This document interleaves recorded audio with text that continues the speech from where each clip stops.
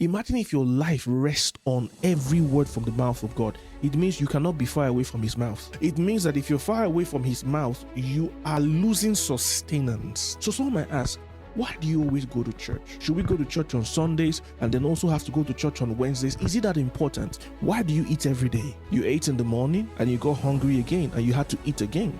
No matter how tasty it was, no matter how delicious it was, the next day you're going to be hungry. God has placed that experience in our lives for us to understand how we should relate with him. If you, after having eaten the best steak, the best burger, you still have to eat the next day, it means when it comes to the word of God, no matter what you receive today, there is a word for tomorrow. How many of you eat the best food every day? No.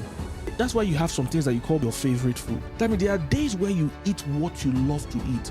There are days you eat because you have to eat. There are some times when you spend time in the presence of God, it will be beautiful. It will be altogether lovely. You will enjoy every second of it. But there are some days that in his presence, it will feel like you just have to be there. You don't feel like being there. But for sustenance, you have to be there for his words. Do you think God does not know that sometimes that when you come into his presence, you don't feel like being there, and he doesn't condemn you for not feeling like being there? The greatest tool of the devil is condemnation. The devil will condemn you when you're doing right, condemn you when you're doing wrong, condemn you when you're not doing anything.